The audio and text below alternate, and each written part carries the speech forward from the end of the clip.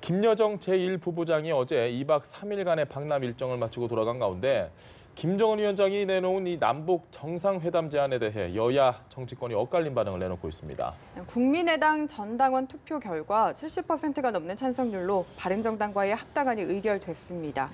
국민의당은 오늘 바른정당과의 합동회의를 갖고 통합을 위한 막판 조율에 나섰는데요. 관련한 정치권 이슈 짚어보겠습니다. 김광덕 전 한국일보 정치부장, 서양호 두문정치전략연구소 소장과 함께합니다.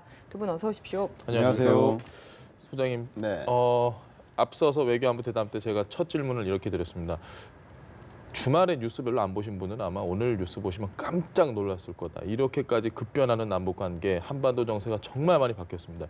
일단 이에 대해서 간략하게 좀 평가를 해주시죠. 일단 북한이 그 두 가지 제안을 한 것 같아요. 남북 대화를 하고 싶다. 예. 3차 남북 정상회담에 우리 문재인 대통령을 평양으로 초청을 했고, 또 하나는 그걸 계기로 해서 북미 대화에 나서고 싶다는 의지를 강하게 보인 것 같습니다. 그것은 네. 김영남 상임위원장과 김여정 제1부부장을 특사 자격으로 평창 올림픽에 보낸 것만 해도 드러나는데요. 문제는 아시다시피 지금 북한이 ICBM을 개발했음에도 불구하고 네. 그러면 미국이 북한과 대화하자 그럴 줄 알았는데, 오히려 펜스 미 부통령의 이번 그 평창 올림픽 기간에서 냉담한 반응을 네. 비롯해서 미국은 아직도 대북 압박과 제재 기조를 변할 생각이 없는 것 같다. 따라서 북한으로서는 한국이 평창 올림픽을 계기로 활용해서 오히려 북미 간의 대화의 접촉면을 넓혀주길 바라는, 네. 그래서 정상회담을 초청을 하면서 동시에 미국과의 관계를 좀 개선해 주길 바라는 그런 입장에서 이번 그 정상회담 초청을 한 것 같고요. 아마 불과 40일 전만 해도 그 김정은 위원장이 신년사 이전에는 한반도에 일촉즉발의 전쟁 위기가 감돌았는데, 지금 평창 올림픽 시기 40일밖에 지나지 않았음에도 불구하고 남북 대화와 북미 대화로까지 나아갈 수 있을 건지를 고민해 볼 수 있는 급변하는 상황이 그야말로 펼쳐지고 있는 것 같습니다. 알겠습니다. 네, 부장님 어떻게 보셨습니까? 이번 주말 사이에 가장 중요한 뉴스는 뭐냐? 아무래도 김여정의 예. 움직임이었고, 김여정의 그거를 이제 미소 작전이라고 이제 표현한 사람들이 있죠. 예. 이제 김여정이 우리 모습을 보면은 주로 공개석상에서는 말을 거의 한마디도 안 하고 예. 미소를 계속 보이는, 그런데 이제 대통령하고 만나서는 김정은 위원장이 특사로 왔다 그러면서 제안한 게 뭐냐 하면 평양을 방문해달라, 이런 시일 내에 하여튼 회담을 갖고 싶다라고 하는 뜻을 전달했죠. 그래서 그럼 제3차 남북 정상회담이 과연 눈앞에 다가온 건가, 이게 이제 최고의 관심사인데, 제3차 남북 정상회담이 로 가는 데는 여러 가지 장애물들이 있는 것 같아요. 예. 넘어야 될 암초와 장애물들이 있는데, 그게 이제 제가 보기에는 5가지입니다. 5가지. 5가지나 네, 됩니다. 그 연관된 것들도 있는데, 일단 북미 관계 개선이라는 게 잘 돼야 되고요. 예. 그리고 그거를 위해서는 비핵화, 북한이 비핵화를 기본적으로 나왔는데, 예. 이제 핵 동결 수준이 아니라 핵 폐기를 해야 되는 그런 거고, 그 다음에 북한이 핵과 미사일의 그 실험을 도발하는 이런 거를 중단해야 되고, 예. 그 다음에 또 이거는 북한이 시비를 걸 수 있는 건데, 한미 연합 군사 훈련을 지금 연기를 했잖아요. 예. 그걸 제기했을 때 북한이 어떻게 나오느냐 하는 문제. 그 다음에 이제 과거와 달리 우리 한국 국내 여론도, 과거에는 남북 정상회담을 하면 대부분 찬성으로 네. 하고 반대하는 의견이 별로 없었습니다만은, 지금은 두 차례 남북 정상회담을 거친 이후에도 북한이 핵과 미사일 이러한 거를 계속 개발을 하고 이렇기 때문에, 이러한 국내 보수층의 여론까지도 살펴야 되는 이러한 5가지 장애물을 잘 건너면 남북 정상회담이 이루어지면서 남북 관계가 굉장히 진전될 수 있지 않을까 생각이 됩니다. 알겠습니다. 정말 건너야 될 장애물이 많은데 네. 그만큼 이게 참 어려운 카드인 것 같습니다. 일단 정치권 반응이 좀 극명하게 엇갈리고 있습니다. 예상은 했지만 이 정도로 반응이 엇갈린다는 건 어떻게 좀 해석을 해볼 수 있을까요? 일단 뭐 지방선거를 목전에 두고 있기 때문에 예. 그 보수 야당으로서는 대북 이슈에 대해서 보수층 결집을 위해서 예년과 다르게 아주 강도 높게 비판하고 있는 것 같습니다. 예. 특히 평창 올림픽을 평양 올림픽이라고 하는 것부터 시작해서, 그리고 북한 선수단이 그 응원 가면을 쓴 것을 예. 김일성 가면이다라고까지 주장하고 있는 걸 보면 과민하게 반응하고 있는 것 같고요. 그럼에도 불구하고 야당으로서 좀 고민해봐야 될 것이 이렇게 북한 문제만 나왔을 때만 해도 반북 선전선동의 예. 공간으로 활용하는 것이 과연 남북 문제 해결에 어떤 도움이 되는 것인가에 대해서 고민해볼 필요가 있을 것 같습니다. 실제로 정세는 변화되고 있고요. 미국도 지금 북한에 대해서 압박과 제재를 가하고 있지만 결국 미국도 중간 선거를 앞두고 예. 올해 안에 반드시 북미 간의 외교적 성과를 내야 되고요. 북한 스스로도 핵무기 고도화를 미리 정치적으로 선언한 것만 보면 대화에 나오고 싶다는 역설적인 반응이거든요. 따라서 이런 변화된 정세에 맞게 보수층들도 한반도 평화에 대한 새로운 진전된 입장을 내놓지 않고 예전과 똑같이 전쟁 불사, 북한에 대해서는 제재 압박만이 능사다라고 하는 하나의 방침만 가지고서는 다변화된 국제 정세에 능동적으로 대응하기 어렵고 국민들의 평화 요구에도 부응하기 쉽지 않다. 이 점에 대해서 자유한국당과 보수야당들은 다시 한번 깊이 고민해봐야 되지 않겠나 싶은 생각이 듭니다. 알겠습니다. 네. 부장님 생각 좀 어떠십니까?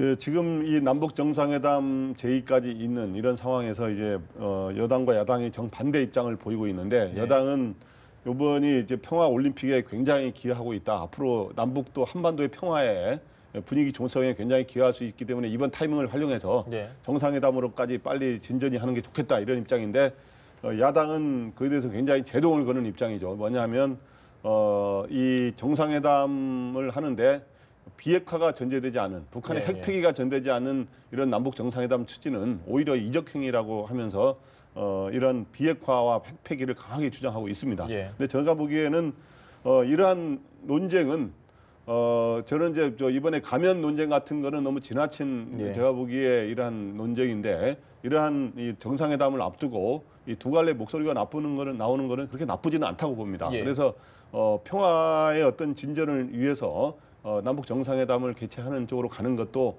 충분히 바람직한 일인데 야당이 주장하는 것처럼 비핵화가 전제돼야 된다, 핵폐기가 전제돼야 된다는 거는 또 당연한 그 정상회담의 목표가 정상회담과 북미 관계 개선의 최종 목표, 즉 예. 출구라 그러죠. 출구가 그게 돼야 된다는 거는 당연한 겁니다. 그게 예.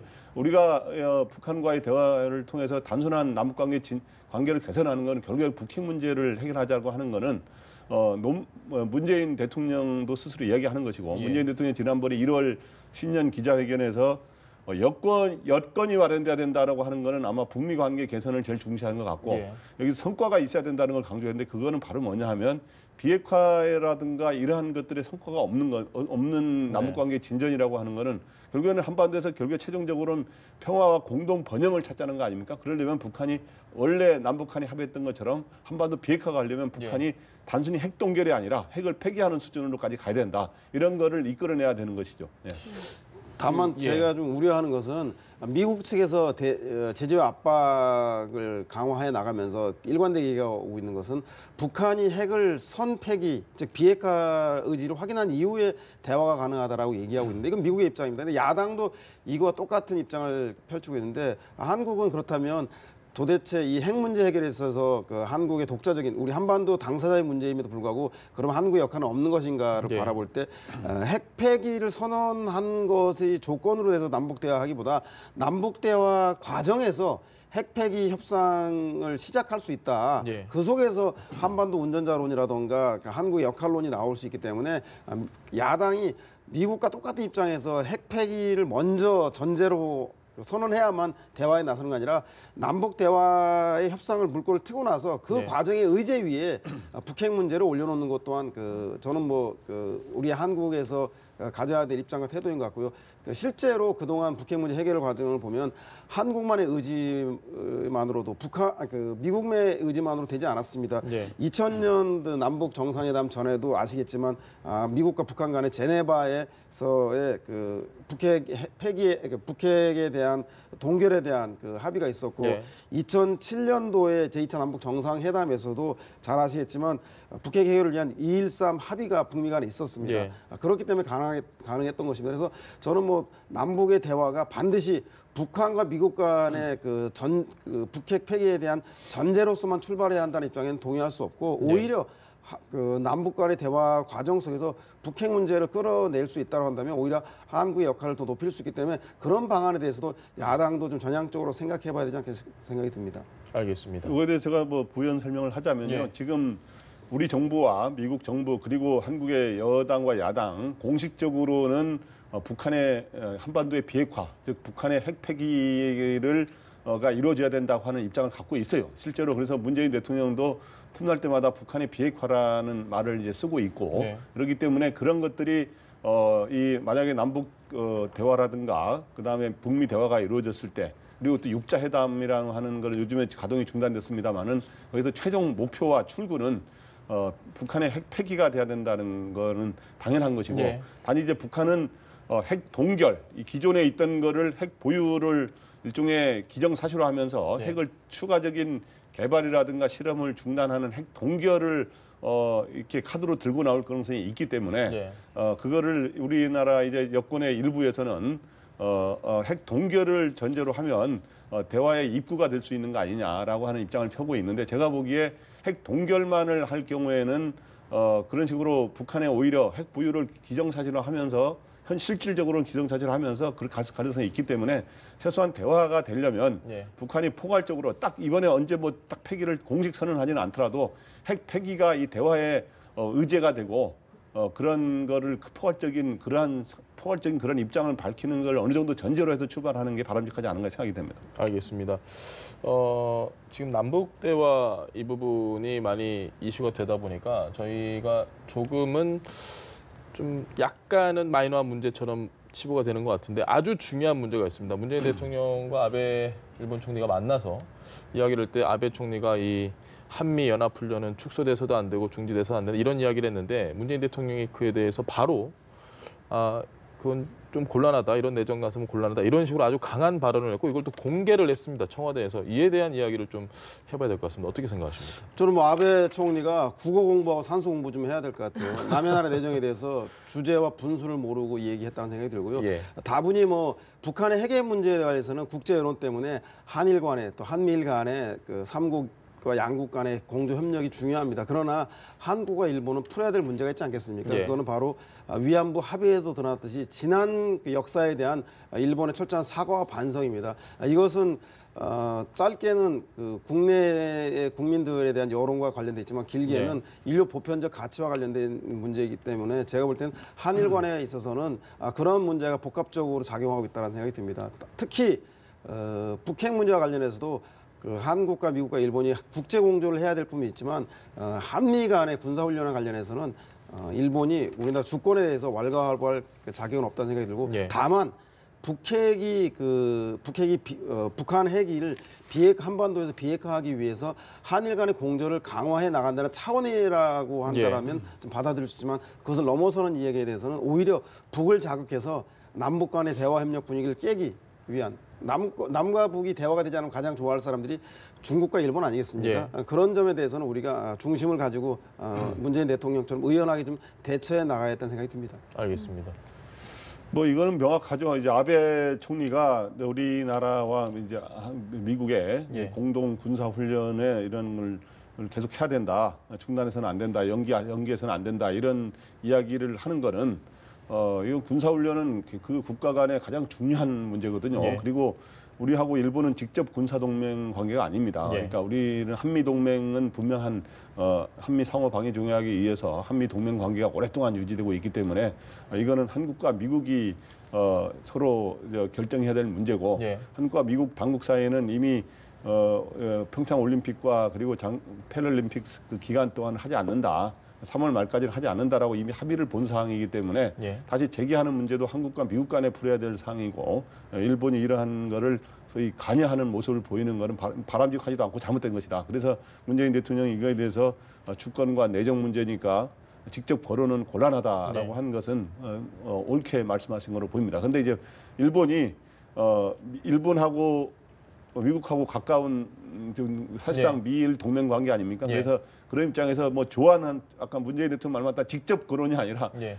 가볍게 조언하는 식으로 의견을 뭐 밝힐 수는 있지만 이런 것들이 깊이 이렇게 개입할 문제는 아니라고 봅니다. 알겠습니다. 네, 이제 이야기를 좀 바꿔서 국내 정치 문제에 대해서 이야기를 안 해볼 수가 없을 것 같습니다.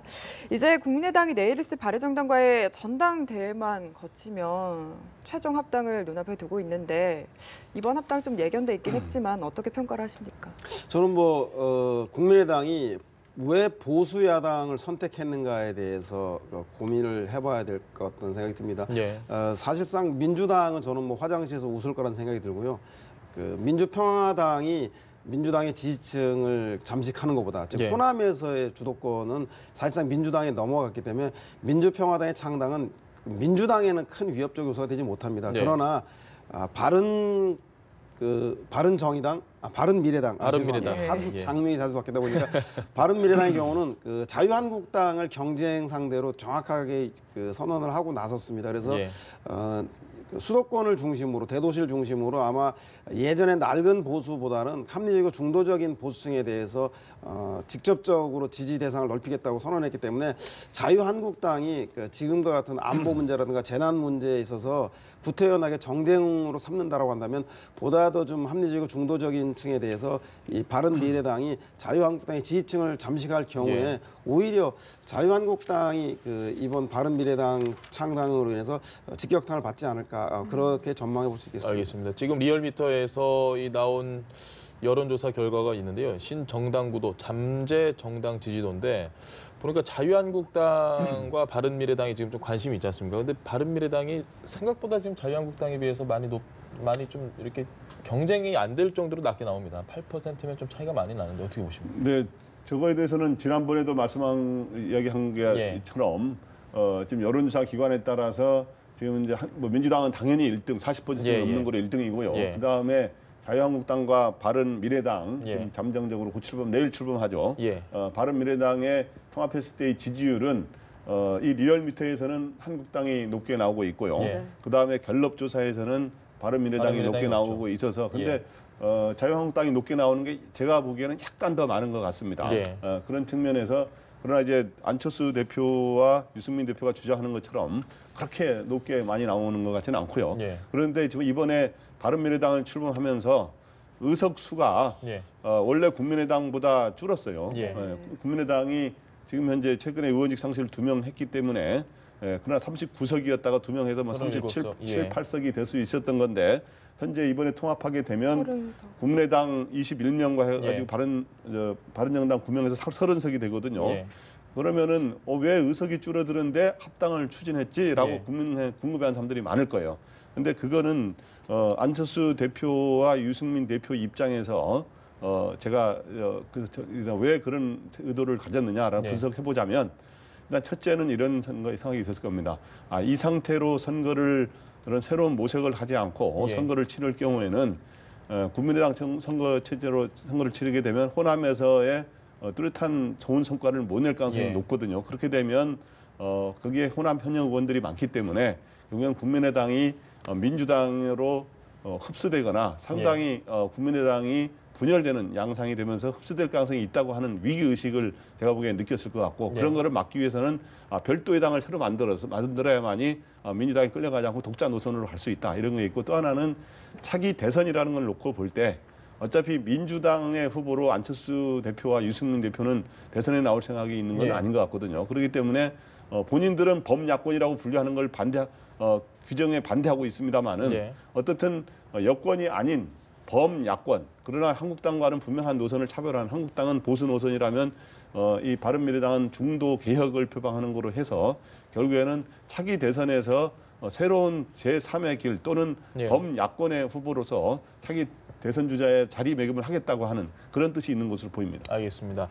마지막 질문이 될 것 같은데요, 소장님. 뭐 단도직입적으로 안철수 대표 같은 경우에 이제 물러나겠다. 그러면 서울시장 차출 얘기가 많습니다. 범야권 후보로 뛸 가능성도 제기가 되는데 어떻게 보십니까? 안철수 대표가 나오면 좀 가능성 높게 보십니까? 저는 뭐 99.9% 서울시장 후보로 나설 거란 생각이 듭니다. 예. 왜냐하면 바른미래당은 이번에 수도권에서 특히 서울에서 자유한국당을 이기고 2등만 하더라도 예. 큰 성과를 남게 됩니다. 사실상 117석의 자유한국당보다 30석에 불과한 바른미래당이 서울시장 선거에서 2등할 경우에 보수의 판도가 바뀌기 때문에 저는 안철수 후보는 충분히 도전해볼 네. 가능성이 있고 특히 자유한국당 내에서 서울시장 후보에 적임자가 없기 때문에 네. 그렇고 더 나아가서 만약에 민주당과 바른미래당 즉 안철수 후보와 박원순 시장 간의 격차가 예.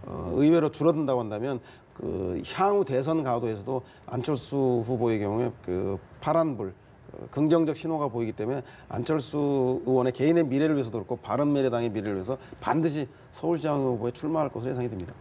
네, 알겠습니다. 알겠습니다. 지금까지 김광덕 전 한국일보 정치부장 그리고 서양우 두문정치전략연구소 소장과 함께 이야기 나눠봤습니다. 말씀 잘 들었습니다. 고맙습니다.